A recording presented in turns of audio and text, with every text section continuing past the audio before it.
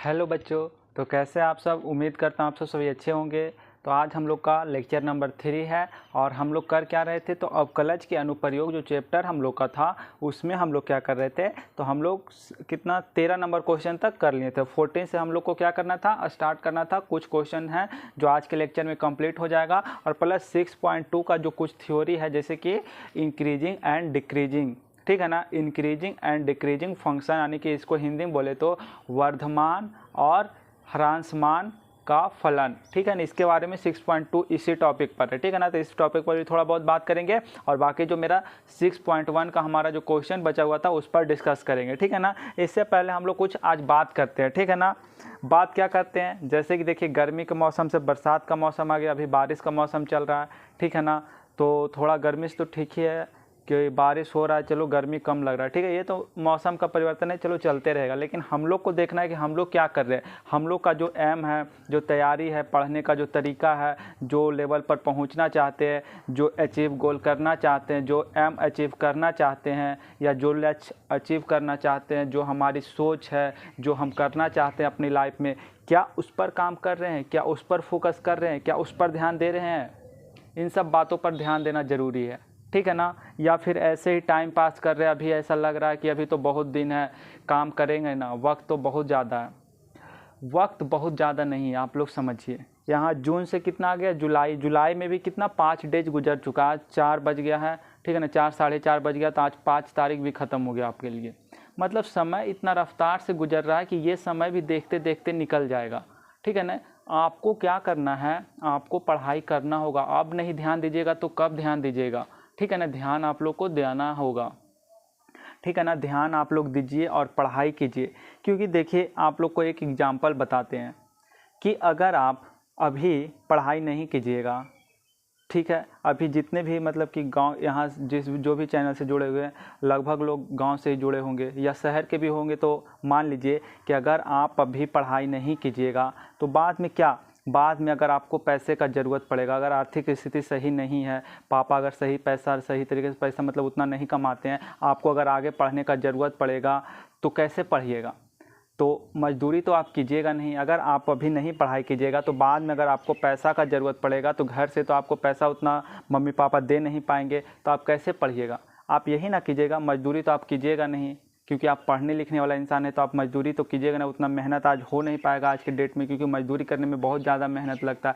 अगर आप पढ़े लिखे रहेंगे तो कहीं ट्यूशन जाकर पढ़ा सकते हैं या खुद घर में पढ़ा सकते हैं या जहाँ भी रहते हैं वहाँ पढ़ा सकते हैं। तो जब तक आपको नॉलेज नहीं होगा, उस कंटेंट के बारे में मालूम नहीं होगा, जो सब्जेक्ट के बारे में मालूम नहीं होगा, तो आप कैसे पढ़ाइएगा, कैसे कीजिएगा। आप आज टाइम पास कर रहे हैं, इंटर में तो छोटे बच्चे की तरह आप काम कर रहे हैं कि चलो इंटर तो ही है, पास कर जाएंगे, नहीं थोड़ा बहुत। इंटर से आगे बढ़िएगा तब आपको समझ में आएगा कि क्या लाइफ में कैसे क्या होता है, ठीक है ना। तो आप मजदूरी कीजिएगा नहीं तो आपको जब तक आएगा नहीं, आप कैसे पढ़ाइएगा ट्यूशन, किसी बच्चे को कैसे पढ़ाइएगा। या फिर बच्चे को जब तक आप पढ़ाइएगा बच्चे को समझ में नहीं आएगा तो फिर बच्चे कैसे पढ़ेंगे।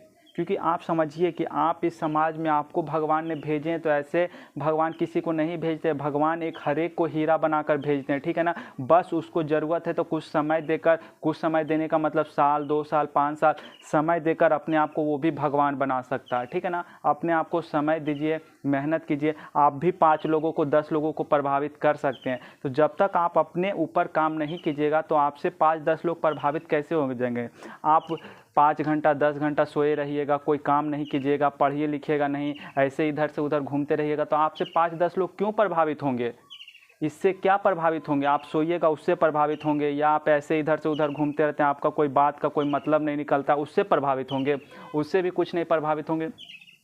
आपकी बातों से जब प्रभावित होंगे, जब कोई अच्छा बात आप बोलेंगे, कोई अच्छा काम करेंगे, कोई समाज में अच्छा काम, आपका कोई प्रभाव रहेगा, अच्छा काम कीजिएगा तभी ना आपका प्रभाव रहेगा। 5-10 लोग, जो बच्चे लोग होंगे आपके गांव के लोग, आपसे जुड़ेंगे, हाँ भैया ऐसे काम, या हाँ दीदी ऐसे काम आप कर रहे हैं, हमें भी थोड़ा नॉलेज दीजिए, हम भी आपसे इंस्पिरेशन लेकर हम भी काम करना चाहते हैं। हम आपसे बहुत इन्फ्लुएंस है, उत्सुक हैं आपसे जानने के लिए, ठीक है ना। ये सब रिस्पेक्ट, या छोड़िए पूरा गाँव का छोड़िए, या 10 लोग या 5 लोग का छोड़िए, अपने घर में छोटे भाई बहन भी आपसे प्रभावित होंगे। जब देखते हैं जब अच्छा काम नहीं करते तो भाई बहन भी छोटे बोल देते कि देखते भैया भी नहीं पढ़ते हैं तो हम भी नहीं पढ़ेंगे।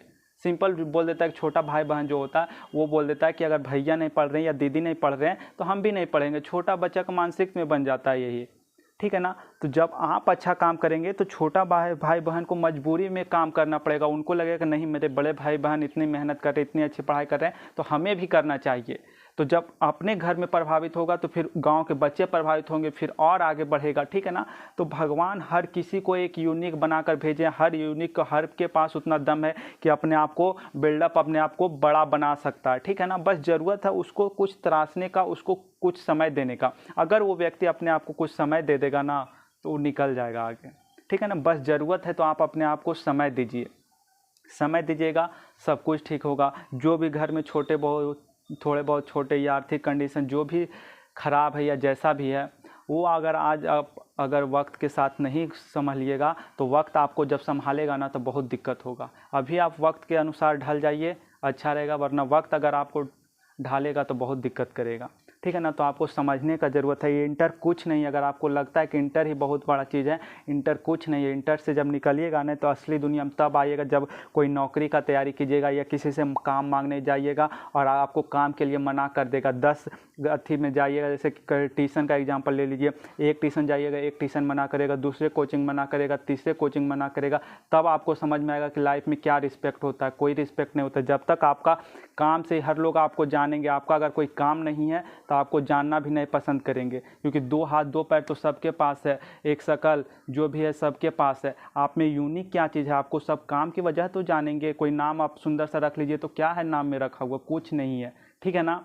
तो आप जब तक नहीं बदलिएगा लोग नहीं आपके लिए बदलेंगे, ठीक है। लोग तो अपना काम कर रहे हैं, आप उसमें इन्वॉल्व होकर काम कर रहे हैं कि नहीं, क्योंकि आपको कोई भगवान उठाने वाले नहीं आएंगे। ऐसा अगर आपको लगता है कि एक दिन ऐसा होगा कि कोई भगवान आएंगे या कोई मेरा चाहने वाला आएगा जो हमको सुधार देगा या भगवान ही सब कुछ कर देंगे, किस्मत बदलेगी, अपना क्या भरोसा हो। कोई किस्मत भी आपके भरोसे बैठा हुआ हो कि जब तक आप नहीं मेहनत कीजिएगा किस्मत भी आपके लिए मेहनत नहीं करेगा। अगर आप किस्मत के भरोसे बैठे हैं तो किस्मत भी तो आपके भरोसे हो सकता बैठा हुआ है कि वो लड़का मेहनत करेगा तभी हम भी बदलेंगे। तो किस्मत, भगवान या कोई आपका चाहने वाला कोई नहीं आने वाला इस दुनिया में। आपको खुद उठना पड़ेगा, खुद मेहनत करने पड़ेगा, क्योंकि ये लड़ाई अपने आप की आपकी लड़ाई है, ठीक है ना। कोई टीचर क्या करेगा, टीचर आपको पढ़ा देगा, पढ़ना आपका काम है। कोई ज़बरदस्ती थोड़ा, कोई टैबलेट है या फिर दिमाग में जो सिरिंज से होता है कि उसको ब्लड में डाल देगा, उसके अपने आप में दिमाग में आ जाएगा, ये सब कुछ नहीं। उसको आपको खुद समझना पड़ेगा। जब तक आप नहीं समझिएगा कुछ नहीं हो पाएगा, ठीक है ना। इसको ज़बरदस्ती नहीं ना है कि आपके दिमाग में डाल दिया जाएगा या आपके ब्लड में डाल दिया जाएगा। इसको आपको खुद, टीचर भी कुछ नहीं, टीचर आपको समझा सकता है, बता सकता है। आपको काम जो है खुद करना पड़ेगा, ठीक है। अपने आप के लिए खुद उठना पड़ेगा, खुद से लड़ना पड़ेगा, खुद तैयार होना पड़ेगा। कोई दूसरा व्यक्ति, कोई भगवान और कोई चाहने वाला या कोई कभी नहीं आएगा, ठीक है ना। इस भरोसे मत बैठिए कि कभी किस्मत साथ देगी। किस्मत साथ तभी देगी जब आप खुद मेहनत कीजिएगा, ठीक है ना। तो आपको मेहनत करनी पड़ेगी, इसके अलावा कोई दूसरा ऑप्शन नहीं है, ठीक है ना। अगर अभी देखिए आपके पास समय है, अभी उतना कोई ख़राब कंडीशन, मतलब कि आर्थिक स्थिति नहीं सही है, मतलब कि ख़राब है, अभी अगर आप मेहनत कीजिएगा तो 2 साल 3 साल में कुछ ना कुछ लाइफ में कर लीजिएगा। तो बाद में अगर कंडीशन ख़राब भी होता है तो आप ऊपर उठे रहिएगा, तो आप पैसा कमाइएगा तो घर का कंडीशन सही कर पाइएगा। लेकिन जब आप ही का स्थिति ख़राब रहेगा तो घर का कंडीशन कैसे सही कर पाइएगा। तो आपको ज़रूरी है कि समझना पड़ेगा इस सब बात को, मेहनत करना पड़ेगा, ठीक है ना। फालतू टाइम बर्बाद करना दोस्तों के, वो दोस्तों जो दोस्त को आप लोग भाव देते हैं वो दोस्त क्या है। ट्यूशन या कोचिंग में बस 2 घंटा जाते हैं आप, उसमें आपको बोल दिया ये मेरा सबसे बड़ा दोस्त है, जब सबसे अच्छा गहरा दोस्त है, इसके साथ हम सब चीज़ लाइफ में करेंगे। ऐसा कुछ नहीं। जैसे इंटर पास होइएगा दोनों दूर होइएगा, ये यहाँ रहेगा वो वहाँ रहेगा, उसका अपना लाइफ हो जाएगा, आपका अपना लाइफ, और धीरे धीरे ये सब भी छूट जाएगा, ठीक है ना। आज का जो कल्चर कहते हैं गर्लफ्रेंड या बॉयफ्रेंड का, वो कल्चर भी एक लड़की के बीच, एक लड़की के लिए लड़ाई हो जाता है। ये इसने बोल दिया, वो उससे बोल दिया, यही सब ब्लॉक नंबर, तो इंस्टाग्राम ब्लॉक, तो इंस्टाग्राम पर ये रील भेज दिया तो उसने ये कह दिया। ये सब फालतूगिरी में कुछ नहीं, कोई दोस्त नहीं होता है, ठीक है ना। आपको खुद मेहनत करना पड़ेगा, ठीक है ना। ये सब समझिए। दुनिया में दोस्त जो है ना वो आपका 1 या 2 दोस्त हो सकता है जो आपका गहरा साथ दे, उसको भी आपको समझना पड़ेगा, ठीक है ना। बहुत मुश्किल से ऐसे अच्छे दोस्त मिलते हैं ठीक है ना। और ऐसे जो फालतू आपका अगर कह रहा है कि क्लास में हम दोस्त हैं, तो वो सब कोई दोस्त नहीं, 2 घंटा में जो साथ रहता है वो क्या ही दोस्त है, ठीक है ना। तो ज़रूर नहीं हो कि लाइफ में दोस्त हो या ना हो, इस पर हमको फोकस ही नहीं करना। हमको फोकस करना है कि हमारे अपने घर के लिए हमको काम करना है, ठीक है ना। भगवान हमको भेजे हैं तो कुछ धरती पर करके गुजरने के लिए भेजे हैं, ठीक है ना। ऐसे नहीं कि आए और गए, ठीक है ना। भगवान भेजे हैं, हम कुछ कर कर ही जाएंगे, ठीक है। दोस्त हो या ना हो, गर्लफ्रेंड हो या बॉयफ्रेंड हो या ना हो, ये सबसे कोई मतलब नहीं है, ठीक है ना। काम करना है अपना और आगे बढ़ना है। आज हम लोग इतना ही बात करेंगे और आगे हम लोग लेक्चर भी लेना है, ऐसे ही लेक्चर लंबा हो जाएगा ज़्यादा बात करेंगे तो, ठीक है ना। तो ये सब बात को आप समझिएगा, गौर कीजिएगा, ठीक है ना। तो आज हम लोग स्टार्ट करते हैं, ठीक है। काफ़ी गौर करने का ज़रूरत है, इस सब बात पर ध्यान दीजिए और पढ़िए लिखिए, ठीक है ना। ये सब फालतू टाइम बर्बाद करने से कोई फ़ायदा नहीं है। तो चलिए स्टार्ट करते हैं हम लोग को। और खुशी रहिए, हमेशा चेहरे पर हैप्पीनेस होना चाहिए। ऐसा नहीं कि इतना भी बोल दिए तो आप चेहरा उदास कर लीजिए, ठीक है ना। चेहरे पर काम तो करना है, लेकिन चेहरे पर भी मुस्कुराहट होना चाहिए, क्योंकि देखिए मुस्कुराहट, चेहरे का हंसी जो है कई रोगों से हम लोग को लड़ता है, ठीक है ना। शरीर के कई रोग से ये हंसी ही हमारा लड़ता है। तो हंसिए, इसमें क्या दिक्कत है, ठीक है ना। हंसिए, हमेशा खुश रहिए और खुशी रहिएगा तो और एनर्जेटिक आप रहिएगा, और एनर्जेटिक रहिएगा तो काम आपका अच्छा होगा, ठीक है ना। तो हमेशा खुश रहिए। चलिए स्टार्ट करते हैं। तो हम लोग का 6.1 चल रहा था, ठीक है ना। 6.1 में हम लोग का 30 नंबर क्वेश्चन हो गया था, 40 नंबर क्वेश्चन स्टार्ट करना था। देखिए ये लेक्चर नंबर हम लोग को क्या है, लेक्चर नंबर हम लोग को क्या है, 3 है। लेक्चर नंबर हम लोग का क्या है, 3 है। और ये हम लोग का अवकलज के अनुप्रयोग, अवकलज का कहने का क्या मतलब है, अवकलज कहने का तात्पर्य है कि डिफ्रेंशिएट, जो हम लोग पिछले चैप्टर में डिफ्रेंशिएट कितना सारा फंक्शन का फलन का किए, तो वही डिफ्रेंशिएट कह रहा है, ठीक है ना। अवकलज के अनुप्रयोग, इंग्लिश में बोले तो क्या, इंग्लिश में बोलेंगे तो इसको बोलेंगे एप्लीकेशन ऑफ डेरिवेटिव, ठीक है। इतना क्लियर है। ये हम लोग का चैप्टर चल रहा था अवकलज के अनुप्रयोग, लेक्चर नंबर 3, 6.1 एक्सरसाइज हम लोग का चल रहा था। एक्सरसाइज कौन सा था, 6.1, ठीक है। क्वेश्चन जो है हम लोग का कहता है, देखिए क्वेश्चन आप लोग को बताते हैं। 40 number, sand is pouring from pipe at the rate 12 centimetre, the following the forms as a cone, height of cone always 1/6 radius, how fast the height of the increasing when the height is 4 centimetre. हाँ देखिए कह रहा है, जैसे देखिए आप लोग देखे होंगे कि जब घर बनता है, क्या घर बनता है, तो उसके लिए घर जब बनता है तो जो बालू आता है, जो बालू का यूज होता है घर बनाने के लिए, बालू होता है, सीमेंट होता है, रड होता है, ये सब घर बना, ईंट होता है, ये सब घर बनाने के लिए क्या है, बेसिक सी चीज़ें, यही सब चीज़ मतलब यही सब मतलब कि ऑब्जेक्ट का, यही सब वस्तु का, यही सब चीज़ का इस्तेमाल करके क्या बनाते हैं हम लोग, घर बनाते हैं, ठीक है ना। तो उसमें हम लोग एक बालू देखिए, बालू जो जब आता है हम लोग का नदी से आता है, ठीक है ना, या जहाँ से बालू तो नदी से आता है, ठीक है ना। तो जब नदी से आता है तो इसको क्या करते हैं हम लोग, पहले चालते हैं, डायरेक्ट इसका घर नहीं बना लेते हैं, क्योंकि इसमें मोटे मोटे जो गिट्टी होते हैं उसको चाल कर निकालना होता है। क्या करना होता है, चाल कर उसको निकालना होता है। तो हम लोग उसको क्या करते हैं, पहले चालते हैं, इसको चालते हैं, चालन कहते हैं ना, चालन, जो भी हिंदी में बोलते हैं, हिंदी में हमको उतना पता नहीं है, ठीक है ना। तो इसको कहते हैं चालने का, ठीक है, चालन, ठीक है। तो बालू को जब चालते हैं तो इसमें मोटे मोटे गिट्टी जो चलने में अटक जाते हैं, और इस तरीके से यहाँ से जब बालू गिरते हैं तो इस तरीके से क्या बन जाते हैं, एक नीचे ऐसे कोन बनते जाता है, कोन बनते जाता है कि नहीं, इस तरीके से। कोन का कहने का मतलब क्या है, यहाँ कोन का कहने का मतलब शंक्वाकार, हाँ हिंदी में उसको बोलेंगे तो शंकु, शंकु आप लोग जानते हैं ना, शंकु, ठीक है ना। जैसे शंकु जो है, जैसे शंकु आइसक्रीम भी होता है कि नहीं, कोन के आकार का, ऐसा होता है ना, ये त्रिभुज नहीं है, ये कोन है, कोन, ठीक है ना, कोन, इस तरीके से, ठीक है ना। तो ये जब बालू गिरता है तो नीचे ऐसे ढेर बनते जाता है, फिर ऐसे ऐसे उठते जाता है, जैसे कि ये बालू पहले तो नीचे ऐसे बेस बनाते जाएगा, फिर ऐसे ऐसे उठते जाएगा, ऐसे ऐसे कर करके ऐसे हो जाएगा कि नहीं, ऐसे ना होता है। जैसे कि बालू को पहले चालते हैं तो जैसे चालते गए ऐसे ऐसे ऐसे, फिर ये बेस को अपना क्या करते जाएगा, ये बेस को अपना क्या करते जाएगा, धीरे धीरे कम ऐसे ऐसे हो जाता है। फिर से इसको मतलब कि हम लोग हाथ से क्या करते हैं, फैलाते हैं, इस ढेरे को ऐसे ऐसे क्या कर देते हैं, ऐसे ऐसे फैला देते हैं। फिर से जब चालना स्टार्ट करते हैं तो फिर से ये अपना ऐसे बेस को कम करते करते ऐसे हो जाता है ना, ऐसे ही मतलब कि ये चालते जाते तो ये कोन का आकार बनते जाता है, ऐसा ही ना होता है। ये जब चालेंगे बालू को तो ये शंकु के आकार का बनता जाएगा। शंकु का आकार का कहने का मतलब कि ये ऐसा होगा, ये शंकु हो गया, ठीक है ना। पहले बेस बड़ा होगा, फिर धीरे धीरे क्या होगा, घटते जाएगा, ऊपर में आके ऐसा एक कोन की तरीके से नुकीला, ऐसे यहाँ पर नुकीला की तरह कोन बन जाएगा, ठीक है ना, इस तरीके से कोन, ठीक है ना। तो वही हम लोग को क्वेश्चन में ये बोला कि चालने के लिए नहीं बोला, वो बोला कि हम लोग क्या करते हैं ना कि 12 सेंटीमीटर क्यूब पर सेकेंड से 12 सेंटीमीटर क्यूब पर सेकेंड से जो है ये बालू को जो है एक पाइप में डालते हैं।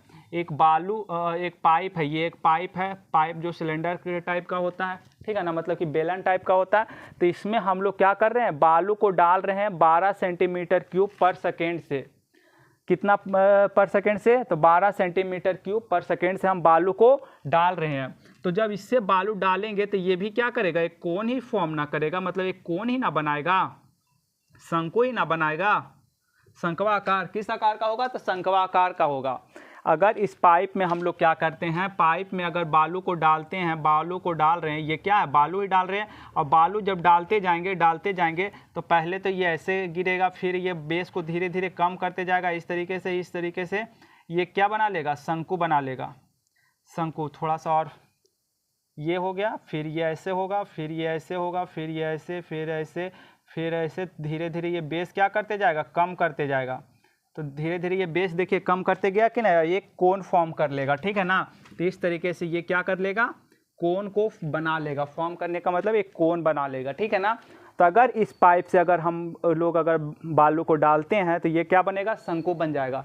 और कहता है कि जब शंकु बनेगा ना तो इसका जो हाइट होगा वो हाइट 1/6 हो जाएगा रेडियस का। जो इसका बेस का जो रेडियस है, आधार का, जो आप लोग शंकु के बारे में पढ़े हैं ना, 9th क्लास में शंकु में पढ़ना है, मैथ चैप्टर में 9th क्लास में शंकु के बारे में पढ़ना है, मैथ क्लास में 10th में भी होगा शायद, ठीक है ना। 10th में तो बहुत सारे आकृति को मिला कर दिया गया है, तो 9, 10 में है मैथ में पढ़ने का। तो शंकु आप लोग जानते हैं, शंकु कहने का मतलब कि ये जो शंकु है, ये जो है इसका ये रेडियस है, और ये जो है इसका क्या है, हाइट है ना। ये जो है इसका क्या है, हाइट है, और ये जो है इसका क्या है, रेडियस है। ये इसका क्या है, हाइट हो जाएगा, और ये क्या, रेडियस। ये हम लोग जानते हैं ना, इसका क्षेत्र वॉल्यूम क्या होता है, वॉल्यूम होता है 1/3 पाई आर स्क्वायर एच, जो कि हमको यहाँ यूज भी करना है, बताएंगे, ठीक है ना। तो हम लोग का वॉल्यूम कितना होता है शंकु का, 1/3 पाई आर स्क्वायर एच, ठीक है ना। तो ये रेडियस है, इसको हाइट कहते हैं। तो वही बोला क्वेश्चन में, ये बात बोला, हम अपना मन से नहीं ले रहे हैं, कि उसका जो हाइट है कितना है, 1/6 ऑफ रेडियस ऑफ बेस, मतलब कि हाइट जो है 1/6 है त्रिज्या का। आर का मतलब त्रिज्या, आधार का जो त्रिज्या है, शंकु का आधार का त्रिज्या जो है कितना है, हाइट का 1/6 है। तो 1/6 यहाँ लिख दिए, डाटा जो दिया था वो लिख दिए, जो ऊंचाई है शंकु का वो 1/6 है त्रिज्या का, ठीक है, लिख दिए। और कह रहा है कि जब हाइट कितना हो जाए, 4 सेंटीमीटर हो जाए, ये ना कह रहा है, हाइट जब 4 सेंटीमीटर हो जाए तो आप ये बताइए कि उसका जो है हाइट, ऊंचाई किस मतलब कि इंक्रीज कर रहा है, किस दर से बढ़ रहा है, उसका हाइट किस दर से बढ़ रहा है। तो देखिए एक बार शॉर्ट में बता देते हैं, इतना समझाए शॉर्ट में क्या मतलब, एक तरीके से और बता देते हैं। देखिए कि एक सिंपल इसका समझिए कि ये टोटल कह रहा है कि एक क्या है, ये पाइप है, समझिएगा। क्वेश्चन 14 नंबर ये कह रहा है, ये 14 नंबर क्वेश्चन है कि इससे बालू डाला जाएगा तो क्या बनाएगा, एक शंकु बनाएगा। उस शंकु में क्या है, तो जो बालू डाला जा रहा है 12 सेंटीमीटर क्यूब पर सेकेंड से बालू डाला जा रहा है।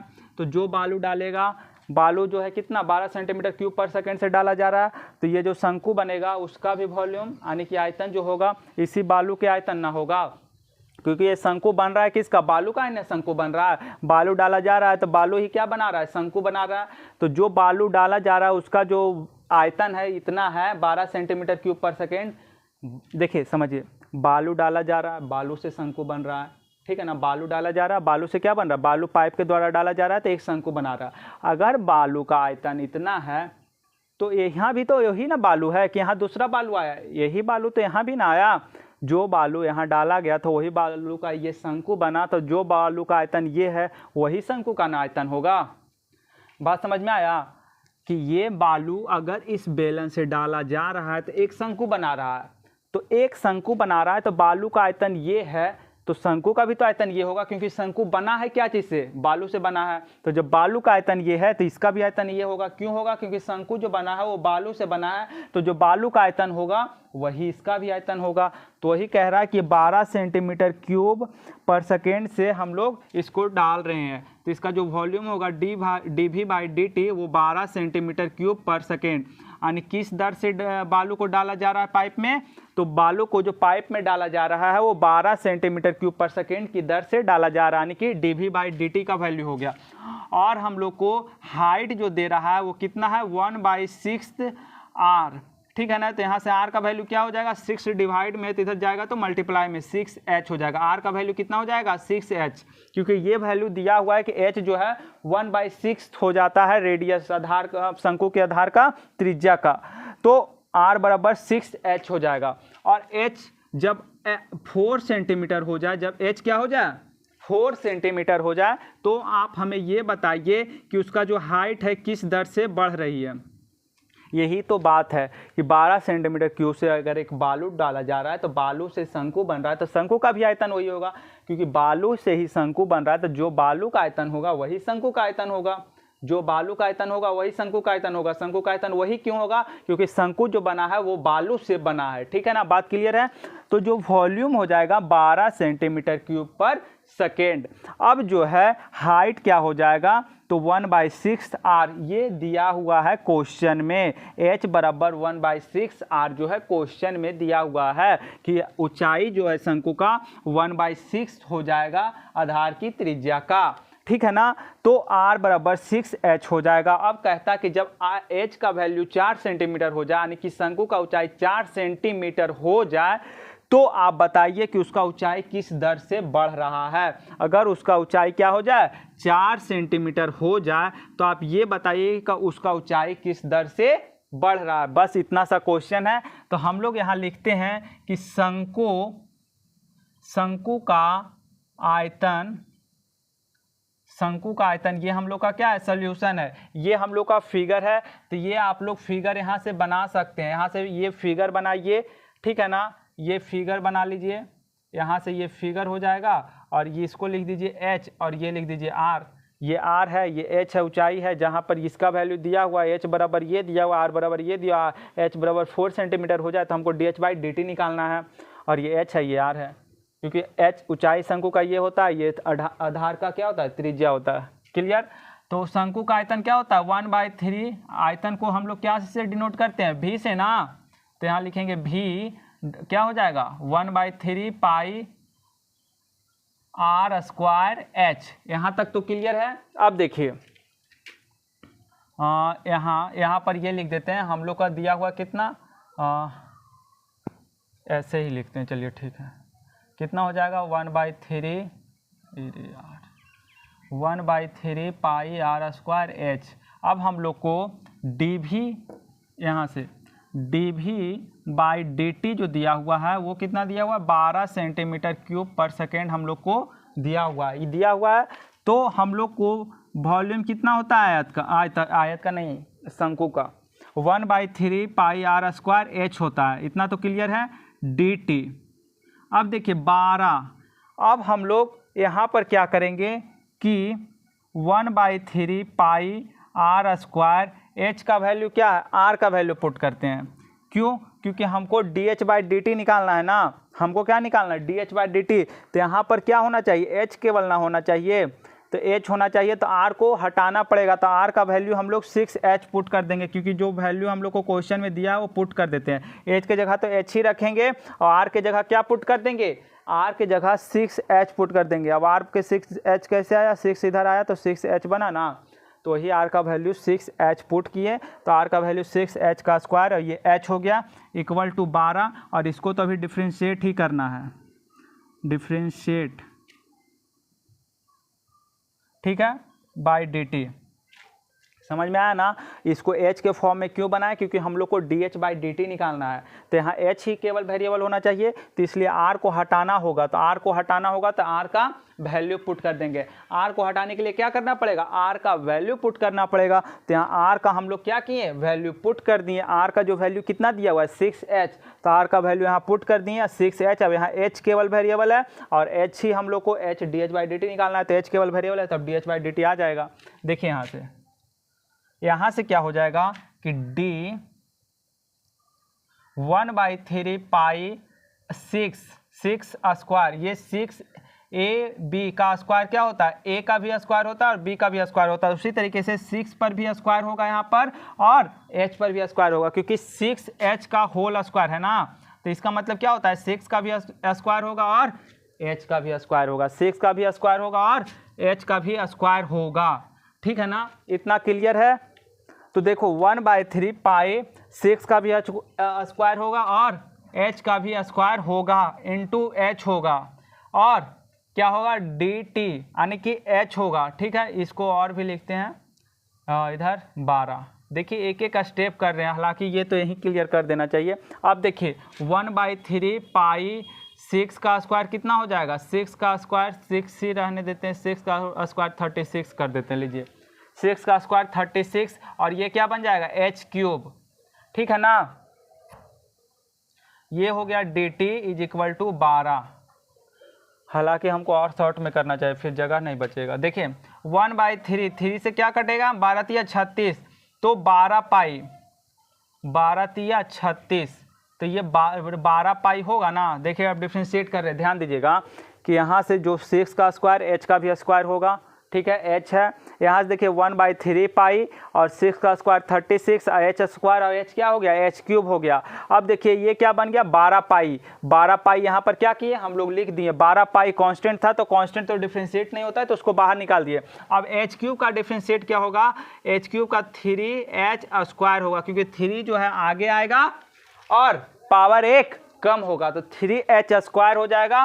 और यहाँ क्या हो जाएगा dh/dt, क्योंकि h को भी तो डिफ्रेंशिएट करना है, बट h को h के रिस्पेक्ट में डिफ्रेंशिएट करते तब 1 होता, लेकिन t के रिस्पेक्ट में कर रहे हैं तो क्या होगा, जब h को h के रिस्पेक्ट में डिफ्रेंशिएट आने नीचे भी h होता तब 1 आता, लेकिन यहाँ क्या है t के रिस्पेक्ट में, तो dh/dt भी लिखना पड़ेगा। और ये h³ का तो आगे 3 आएगा, पावर 1 कम होगा ही। इसको मिटा देते, इसको नोट कर लिए है ना, इसको नोट कर लीजिए dv/dt 12 सेंटीमीटर क्यूब, ये जो डाटा है इसको नोट कर लीजिए।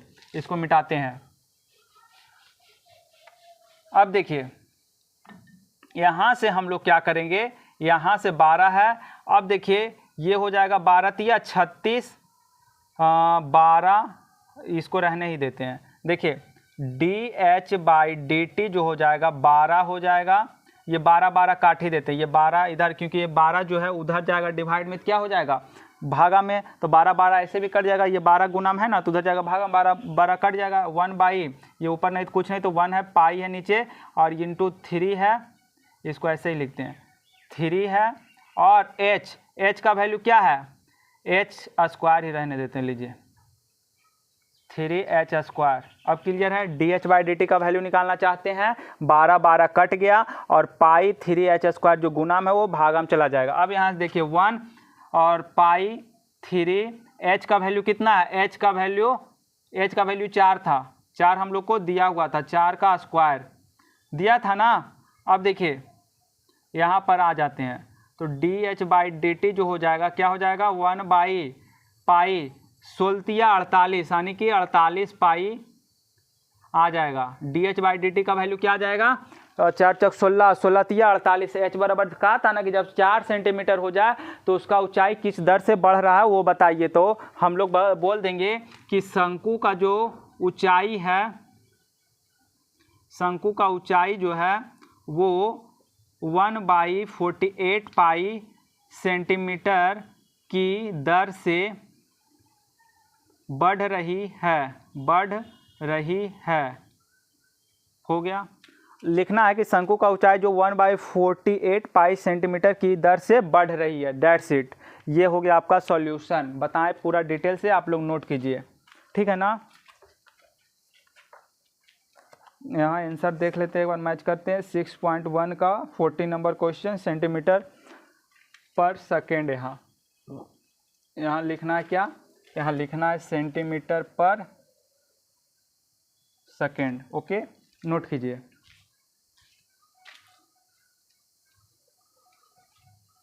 अगला क्वेश्चन हम लोग आगे चलते हैं और देखते हैं क्या आगे की ओर।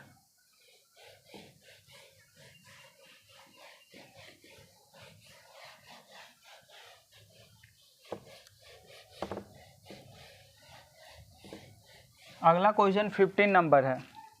15 नंबर क्वेश्चन देखिए क्या कहता है।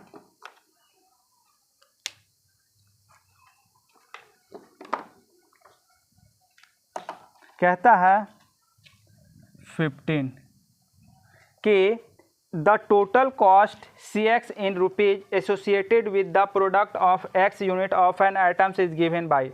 कुछ नहीं कह रहा है कि टोटल रुपीज जो दिया हुआ है वो कुल रुपया CX दिया हुआ है। कितना दिया हुआ है? CX। ये क्या है? CX कितना दिया हुआ है? 0.00 कितना जीरो है? 2 जीरो है और 7x³ है। ओके, अब देखिए माइनस जो है कितना है? 0.03 है और x² है और प्लस 15x है और प्लस कितना है? 4000 है। यही है ना, 4000 है। तो हम लोग को बोल रहा है कि मार्जिनल कॉस्ट निकालिए जब क्या हो जाए? x, यानी x का वैल्यू जब 17 यूनिट्स हो जाए, 17 इकाई हो जाए, क्या हो जाए? x का वैल्यू 17 इकाई हो जाए तो आप हमको मार्जिनल वैल्यू निकालिए, यानी कि वही रुपया निकालना है। इसको कैसे निकालना है? तो आप लोग डिफ्रेंशिएट कीजिए DC बाई dx। x के रिस्पेक्ट में इसको क्या करना है? हम लोग को डिफ्रेंशिएट कर देना है। DC को x के रिस्पेक्ट में डिफ्रेंशिएट करना है तो 0.007 x³ का क्या हो जाएगा? 3x² माइनस 0.003 x² का क्या हो जाएगा? 2x हो जाएगा। 15x का 15 और 4000 अकेला आया है एक कांस्टेंट के तौर पर। तो कांस्टेंट का जो वैल्यू डिफरेंशिएट में क्या आता है? 0 आता है। तो ये 0 हो जाएगा। 15x का 15 होगा। x का वैल्यू तो क्या हो जाएगा? 1 होगा, क्योंकि x को x के रिस्पेक्ट में डिफरेंशिएट करेंगे तो 1 होता है, तो इसलिए 15 आ जाएगा। x² को 2 आगे लाएंगे, पावर 1 कम होगा, 2x हो जाएगा। 15x समझ में आ रहा है ना? 15 का 15 होगा। x को x के रिस्पेक्ट में डिफरेंशिएट करते हैं तो 1 आता है। आप लोग को बता चुके हैं डिफरेंशिएशन में। अब इसको मल्टीप्लाई कीजिए तो 7 को 3 से मल्टीप्लाई कीजिएगा तो कितना आएगा? या फिर x का वैल्यू यहाँ पर रख दें, क्या करें? 17 अगर रख देंगे तो 17 तिया 0.0 17 का स्क्वायर, यहाँ पर 17 दूना 34, कोई बात नहीं, देखते हैं।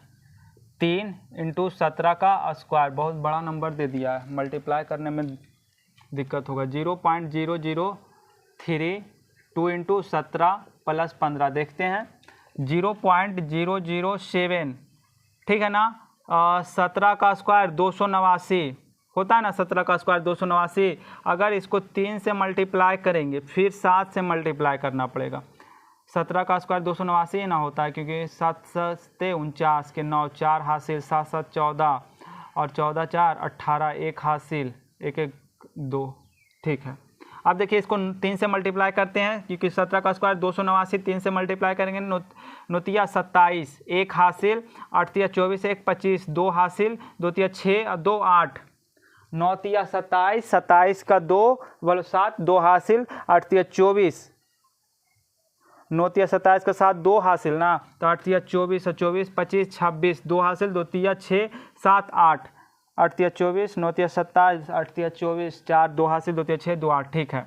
अब इसको 7 से मल्टीप्लाई करना पड़ेगा ना, 7 से मल्टीप्लाई करना पड़ेगा तो 7 7 49 4 हासिल, 7 6 42 और 42 और 4 46 4 हासिल, और कितना 8 7 56 और 56 और 4 60। अब 3 अंक के बाद पॉइंट बैठाना, यानी कि 6 पॉइंट, इसको टोटल कैलकुलेट किए तो कितना आया? 6.069 आएगा। चलिए इतना तो क्लियर है। अब इसको देखिए 17 दूना 34 और 34 तिया 17 दूना 34 हुआ ना, 34 3 भी है मल्टीप्लिकेशन में, ये पॉइंट में, तो इसको तो 4 तिया 12 मल्टीप्लाई करेंगे तो 4 तिया 12 3 तिया 9 1 10। अब इसको कितना अंक के बाद? 3 अंक के बाद बैठाना है पॉइंट, तो माइनस 0.102, यही ना होगा। 34 तिया 102, 4 तिया 12 3 तिया 9 110, ये सब तो कैलकुलेशन आता है आप लोगों को करना। अब देखिए इसमें से 102 06.069 में से इतना घटा देना है, यानी कि हम लोग को घटा देना है 0.102, ये घटाना है।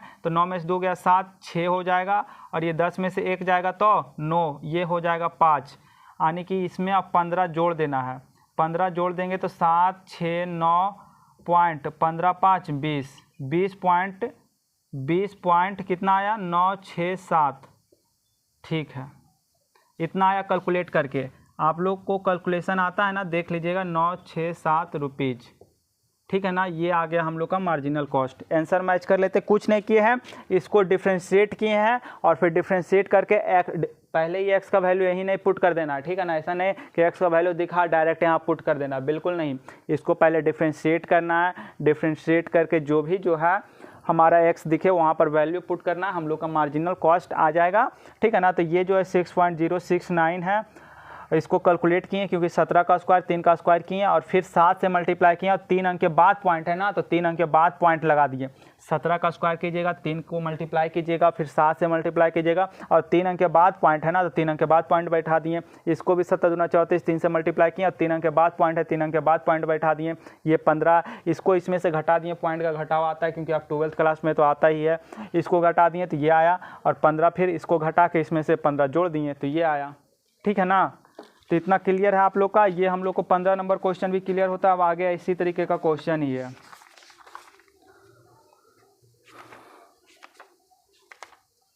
सिक्स 6.1 का 15 नंबर, ठीक है, 20.967 बिल्कुल सही है। अब हम लोग 16 नंबर पर चलेंगे, आगे बढ़ते हैं। ठीक है ना, तो 16 नंबर क्वेश्चन देखिए क्या कहता है।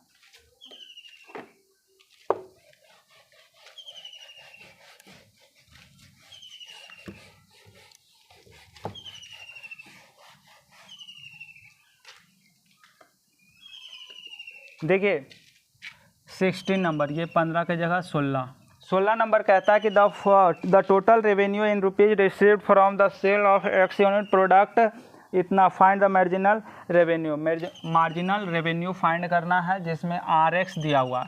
RX कितना दिया हुआ है? RX दिया हुआ है 13x स्क्वायर, और क्या दिया हुआ है प्लस 26x और प्लस 15। इसका कैलकुलेशन कोई हार्ड नहीं होगा। 13 का स्क्वायर, 13x स्क्वायर 26x। अब कह रहा है x बराबर 7 इकाई दिया हुआ है। आप क्या निकालिए, मार्जिनल रेवेन्यू निकालिए। वही करना है, dr/dx कर देना, x के रिस्पेक्ट में डिफ्रेंशिएट कर देना। तो 13x स्क्वायर का डिफ्रेंशिएशन 2x, और ये 26x का 26 हो जाएगा। तो और 15 का तो 0 हो ही जाएगा। अब यहाँ से पुट कीजिए, 13 2 का, यहाँ 2 जो है x का वैल्यू रखिए तो 7 और प्लस 26, 13 7 दूना 14 प्लस 26, 13 और 14 को मल्टीप्लाई कीजिए तो 13 13 26 33 39, 13 चौक 52, 52 का 2, 13 चौक 52 के 2 5 हासिल, और 13 5 18, 13 चौक 52 और 13 5 18 26। ये सब तो मल्टीप्लाई करना आता है ना। ये एक्स के जगह 7 वैल्यू रखे तो 7 दूना 14, 13 14 को मल्टीप्लाई कीजिए और 26 को जोड़ दीजिए तो 6 2 8 और 8 2 10 को 1 हासिल, और ये यानी कि 208 हो जाएगा। 8 6 2 8 हुआ ना, 6 2 8 और 18 और 2 20, 18 और 2 20, 208 रुपीज़। ठीक है, कंप्लीट हम लोग का 16 नंबर कंप्लीट। अब 2 क्वेश्चन और है, उसको भी करते हैं।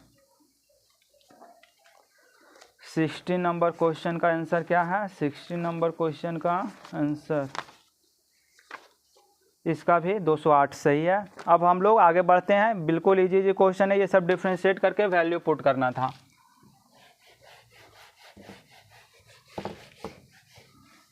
देखिए 17 नंबर क्वेश्चन ऑब्जेक्टिव टाइप का दिया हुआ है, ठीक है ना। 17 नंबर क्वेश्चन देखिए, 17 नंबर क्वेश्चन क्या कहता है कि the rate change of the area of circle with respect to radius.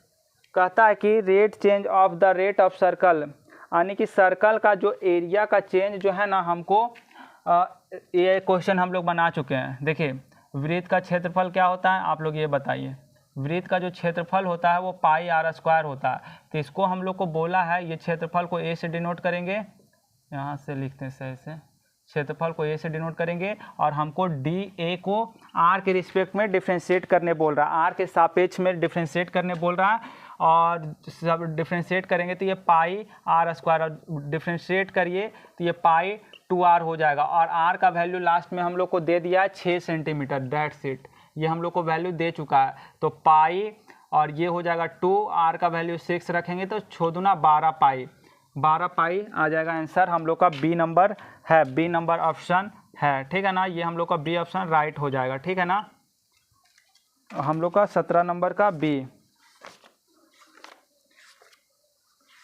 6.1 का 17 का बी और 18 का डी दे रहा है। 18 नंबर भी देख लेते हैं, 18 का डी है, पहले ही देख लेते हैं क्योंकि दोबारा आंसर फिर देखने का ज़रूरत नहीं है एडवांस में, ठीक है ना। देखिए 18 नंबर का the total revenue rupees received sale X product कुछ नहीं है, इसको भी क्या करना है, डिफ्रेंशिएट ही करना है। आर एक्स बराबर 3x square 36x, 3x square 36x plus 5, यही है ना। 3x स्क्वायर 36x प्लस 5, और बोल रहा है x बराबर क्या हो, जब 15 हो तो आप हमको क्या बताइए, वही मार्जिनल रेवेन्यू बताइए, मार्जिनल रेवेन्यू बताइए जब हम लोग का x का वैल्यू 15 हो जाएगा तो डिफ्रेंशिएट करो, क्या करो, डिफ्रेंशिएट करो x के सापेक्ष, तो क्या हो जाएगा, यहाँ हो जाएगा 3x स्क्वायर का 2x हो जाएगा, 36 का x का 36 हो जाएगा, यहाँ से 3 दूना 6x हो जाएगा प्लस 36 हो जाएगा, और 6x का वैल्यू 15 प्लस 36, 15 आने की ये कितना हो जाएगा, 3 तिया 9, 900, 15 नमा 15 छक गलत गुना किए कि 15 3 5 15 होता है ना, और 2 तिया 6, तो 3 तिया 9, 90 होगा, 15 छक 90, 900 दो डबल जीरो लगा दिए थे, एक होगा सिंगल जीरो, तो 15 छक 90 और 36 कितना हो जाएगा, 126 हो जाएगा, ये ना होगा 6 9 3 12, 126, ये 126 रुपीज़ हो जाएगा आंसर। और हम लोग का इस तरीके से, हाँ देखिए डी आंसर आ गया ना, हम लोग को डी ऑप्शन आ गया। इस तरीके से हमको ये पता चलता है क्या कि 18 नंबर क्वेश्चन कंप्लीट करने के बाद ये पता चल गया हम लोग को कि 6.1 ख़त्म हो गया, ठीक है ना। अब हम लोग को कोई भरम नहीं ना है, 6.1 हम लोग ख़त्म कर चुके हैं। अब हम लोग को क्या करना है, 6.2 पढ़ना है, ठीक है ना। एक्सरसाइज 6.2 स्टार्ट करेंगे, लेकिन उससे पहले हम लोग को थ्योरी करना है इंक्रीजिंग एंड डिक्रीजिंग फंक्शन के बारे में, ठीक है ना।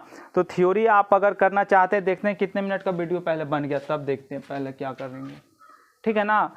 तो आज हम लोग ना यहीं रहने देते हैं, क्योंकि फ्रेश लेक्चर इसको रखना चाहते हैं। फ्रेश कहने का मतलब 4-5 क्वेश्चन डिस्कस किए हैं, ठीक है ना। तो इसको यहीं तक रहने देते हैं। आप लोग कल के लिए तैयार रहिएगा। कल हम लोग जो है ना, कल 6.2 का कुछ थ्योरी डिस्कस करेंगे, उसके बाद क्वेश्चन डिस्कस करेंगे। Okay, bye bye.